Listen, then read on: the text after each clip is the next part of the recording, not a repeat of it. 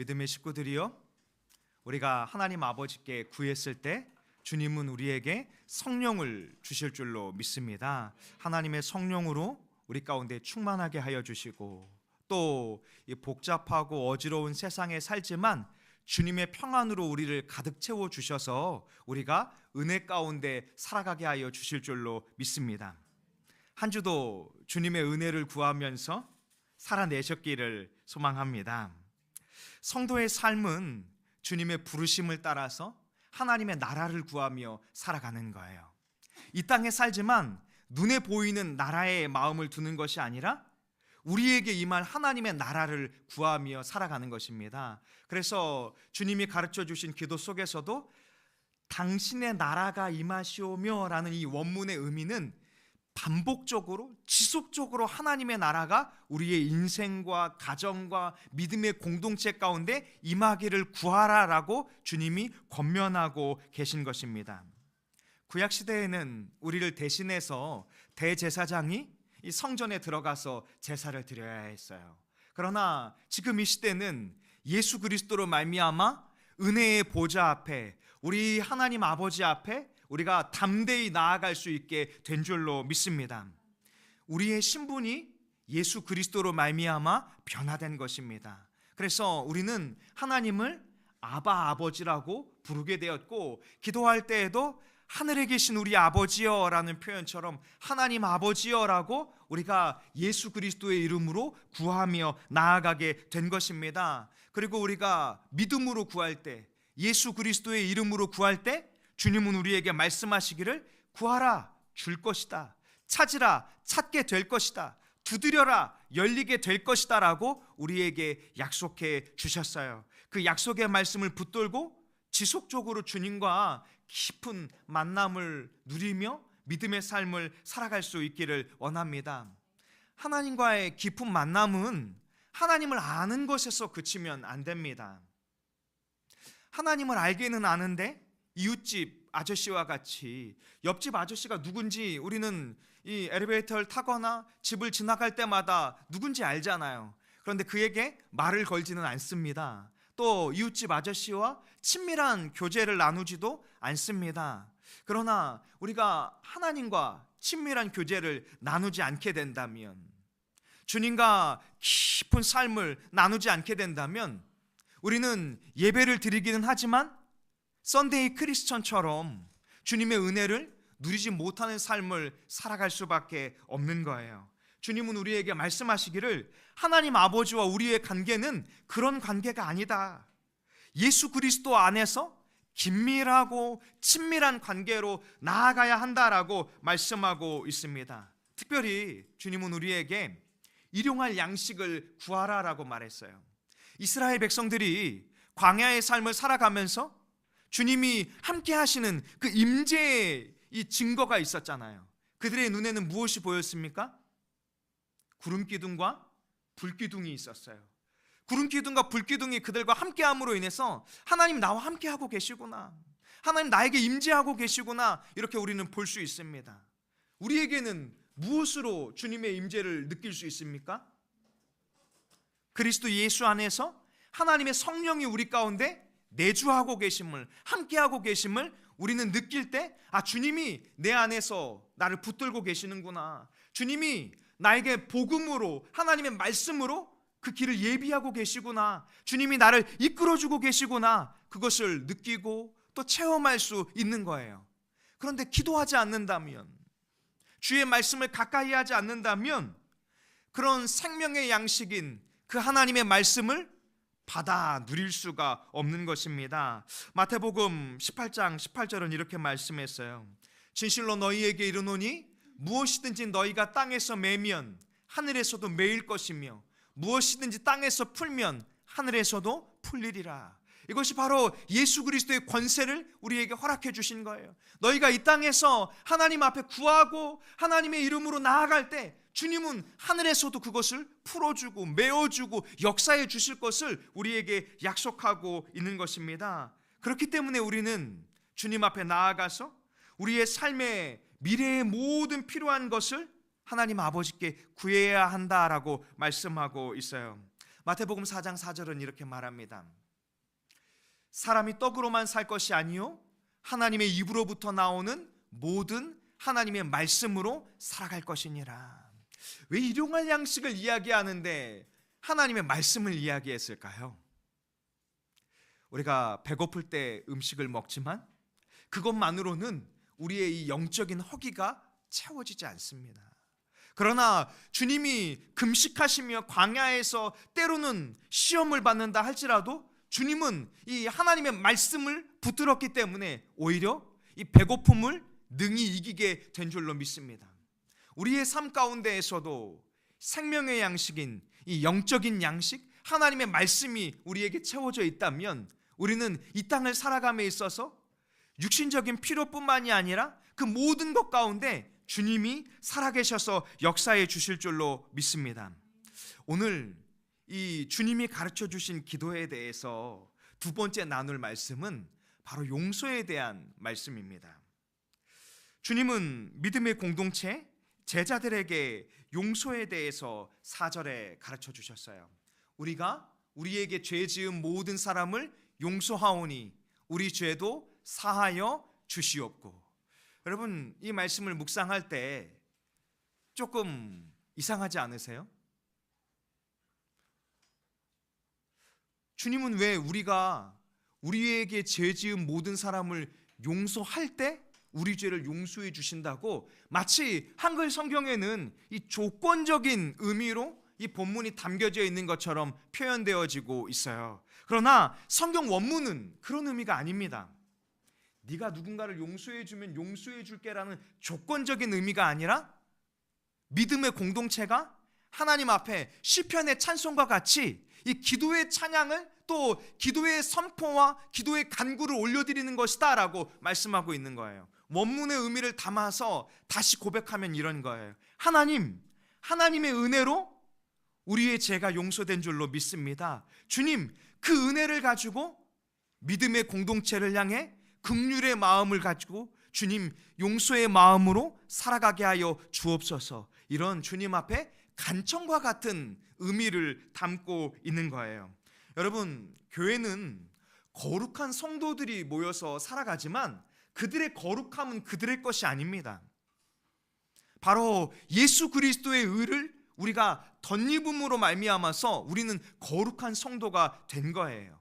그러다 보니까 성도 개인의 연약한 죄의 문제와 또 연약한 문제들이 불쑥불쑥 일어나는 것을 우리는 볼 수 있어요. 그들이 세상의 방법으로 세상의 모습으로 살아갈 때 이 공동체 안에서 큰 어려움을 겪게 되는 것을 우리는 볼 수 있습니다. 그 가운데 주님은 이 초대교회에서도 나타나는 여러 가지 문제들, 특별히 바울은 고린도 교회를 향해서도 많은 은사가 있었지만, 많은 은혜가 있었지만 그들 안에서도 지속적으로 일어나는 이 영적인 싸움과 영적인 문제와 또 공동체의 문제들을 어떻게 해결할 것인가, 여기에 대해서 많은 이야기를 나누는 것을 볼 수도 있습니다. 어떤 성도들은 유대적인 그리스도인들이 있어서 보다 더 경건하게 살아가려고 하는 지체들도 있고, 또 어떤 지체들은 이방의 문화 속에서 살아가다가 예수님을 믿었기 때문에 아직 그 주님 앞에 인격적인 삶의 모습이 잘 나타나지 않는 지체들 상황 가운데 어떻게 이 어려움을 극복할 것인가, 믿음의 공동체를 향해서 주님이 오늘 이 기도에 대해서, 용서에 대해서 가르쳐주고 계신 거예요. 그런데요, 용서가 너무 어려워요. 특별히 삶 가운데 용서되지 않는 일들이 우리를 찾아오게 됩니다. 저도 이 말씀을 묵상하면서 두 가지를 떠올렸어요.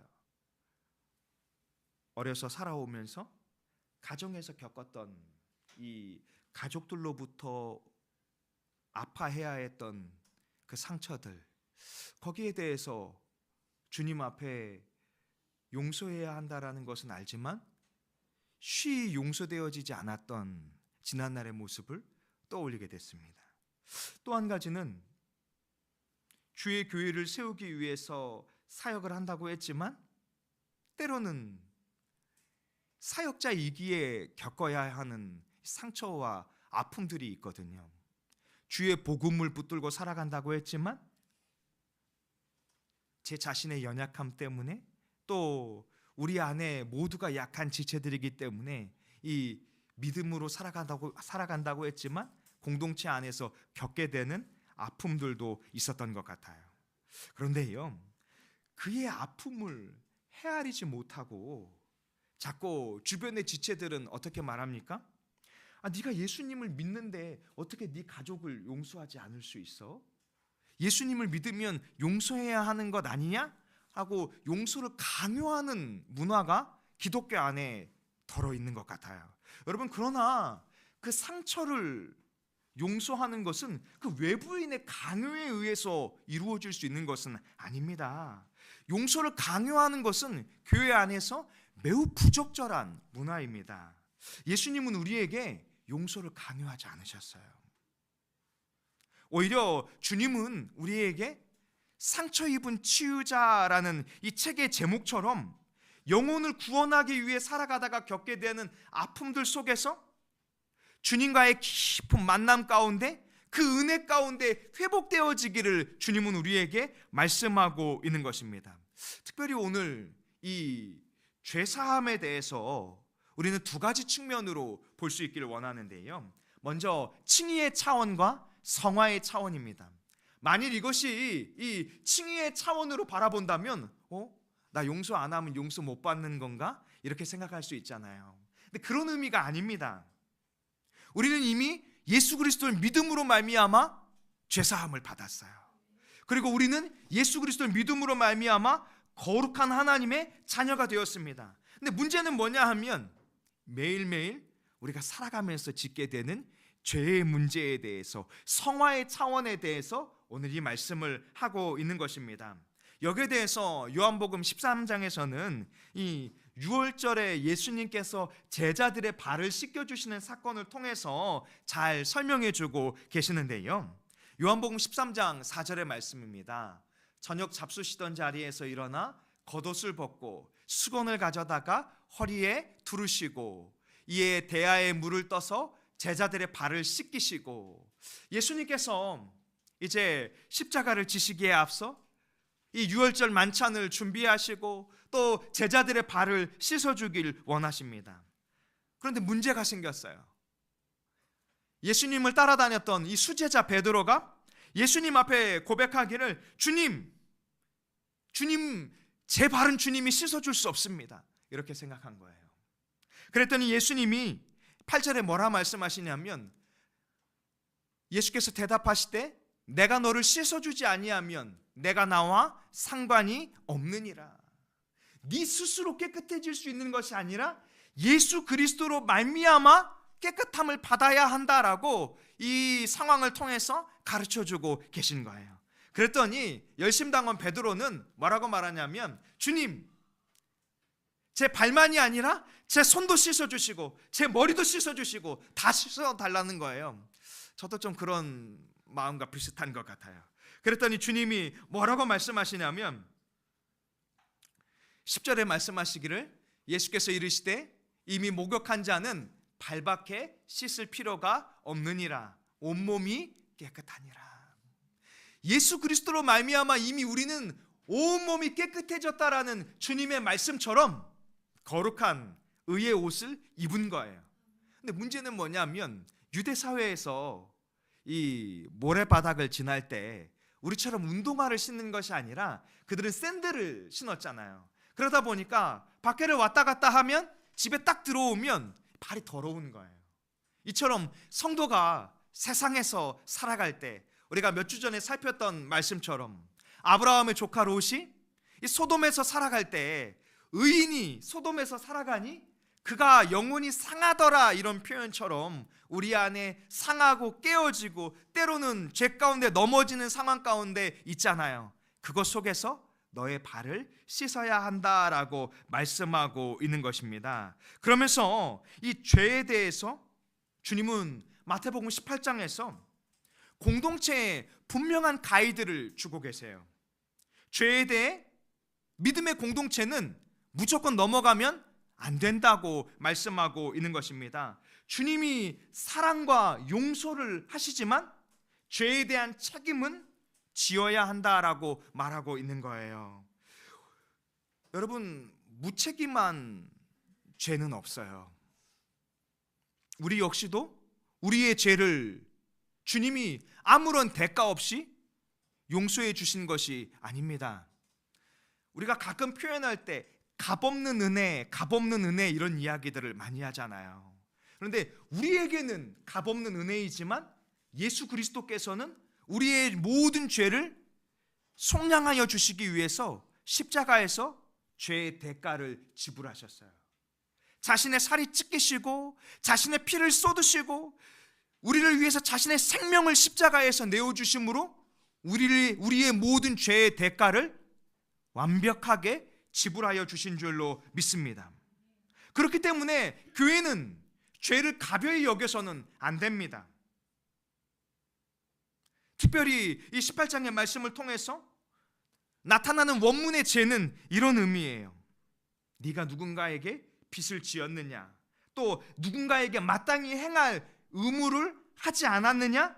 그러면 거기에 대해서 책임을 지어야 한다라고 말하고 있어요. 4절은 이렇게 말합니다. 우리가 우리에게 죄 지은 사람 모든 사람을 용서하오니 우리 죄도 사하여 주시옵고, 이렇게 나아가기 위해서는 먼저 마태복음 18장 15절에 말씀하기를 내 형제를 그에게 보내라 말합니다. 내 형제가 죄를 범하거든 가서 너와 그 사람과만 상대하여 권고하라. 그 죄인을 향해서 공동체는 먼저 한 사람을 보내어 권고합니다. 주님 앞에 돌이켜라. 주님의 뜻을 붙들어야 한다라고 권고해요. 이것은 신명기의 말씀을 근거한 말씀이에요. 그리고 18장 15절은 이렇게 말해요. 만일 이 권고를 들으면 내 형제를 얻게 될 것이다, 이렇게 말합니다. 14절은 이렇게 말씀합니다. 이와 같이 이 작은 자 중에 하나라도 잃는 것은 하늘에 계신 너희 아버지의 뜻이 아니니라. 이 한 지체에게, 한 형제에게 하나님의 말씀으로 권면하는 것, 한 영혼을 건지시기 위함입니다. 그런데 문제가 있어요. 그가 듣지 않으면 교회는 어떻게 해야 하는가? 이제 16절은 말씀합니다. 만일 듣지 않거든 한두 사람을 데리고 가서 두세 증인의 입으로 말마다 확증하게 하라. 한 사람은 실수할 수 있으니 두세 사람이 가서 그에게 주의 말씀으로 권면하라, 이렇게 말씀하는 것입니다. 그리고 나서도 듣지 않으면 17절은 말씀하기를 이제 교회의 이름으로 그에게 가서 권면하라 라고 말합니다. 이처럼 공동체 안에서 주님은 제자들에게 죄에 대해서 두려워하고 경계하고 하나님의 은혜로 말미암아 구원받은 사람답게 살아내야 함을 권면하고 있어요. 그런데 이 용서에 대한 가이드에 대해서 유대 사회의 삶의 방식도 비슷했다라고 역사가들은 이야기합니다. 유대인들도요, 형제가 잘못하면 3번을 용서해 줍니다. 유대인들은 3번까지 용서한다면 그것은 충분하다라고 여겼던 거예요. 그런데 문제가 있죠. 율법에 근거해서 유대인들이 형제를 3번 용서해 줬지만 이런 방식으로는 형제를 변화시킬 수 없습니다. 사랑이 없는 율법은 그 영혼을 살릴 수 없는 거예요. 율법 자체는 의롭지만 죄인인 우리를 구원하지 못하는 것처럼 두세 번 그 형제를 용서한 것은 그 형제를 변화시킬 수 없다라고 성경은 말씀하고 있는 거예요. 그랬더니 이번에도 베드로가 예수님께 나와서 이렇게 묻습니다. 주여, 형제가 내게 죄를 범하면 몇 번이나 용서하여 주어야 하겠습니까? 이렇게 물어요. 베드로는 그 뒤에 이렇게 말합니다. 7번까지도 하오리이까? 여러분, 숫자 7은 어떤 수죠, 성경에서? 베드로는 주님, 7번까지 용서해 주면 되겠습니까? 라고 말했던 것은 어쩌면 베드로의 의로움일지도 몰라요. 그리고 우리가 아는 것처럼 세상에서 7번 우리를 용서해 줄 사람은 만나기가 어려울 것입니다. 그만큼 베드로도 진실되게 고백한 거예요. 그때 베드로는 속으로 이렇게 생각했겠죠? 주님이 이제 나를 칭찬해 주실 거야. 유대 사회 속에서는 3번만 하면 되는데 나는 7번이나 용서해 준다고 했으니까 괜찮을 거야. 이렇게 생각했는데 22절에 주님이 이렇게 말씀하세요. 예수께서 이르시되 내게 이르노니 7번뿐 아니라 7번을 70번까지라도 할지니라.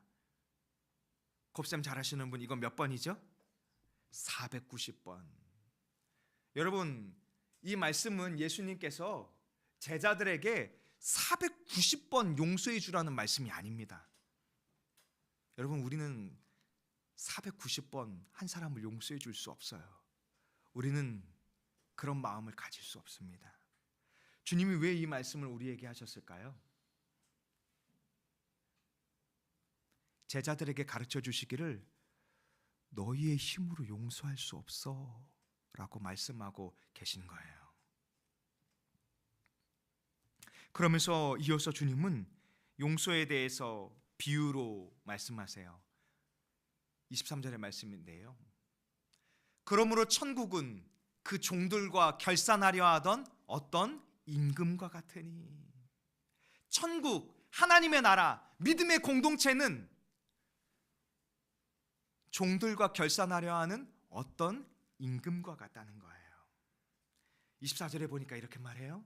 결산할 때 1만 달란트 빚진 자 하나를 임금에게 데려옵니다. 여러분, 1만 달란트 하면 어떤 의미인지 확 와닿지 않으시잖아요. 근데 1달란트가 이 유대 사회에서 어떤 의미냐면요, 한 사람이 태어나서 죽을 때까지 돈을 벌어도 1달란트를 벌기가 어려워요. 그런데 1만 달란트라는 의미는 어떤 의미냐면요, 조금 쉬운 표현으로 비유하자면요, 우리나라에 대기업의 재벌들이 다 벌어도요 그 돈을 벌 수 없어요.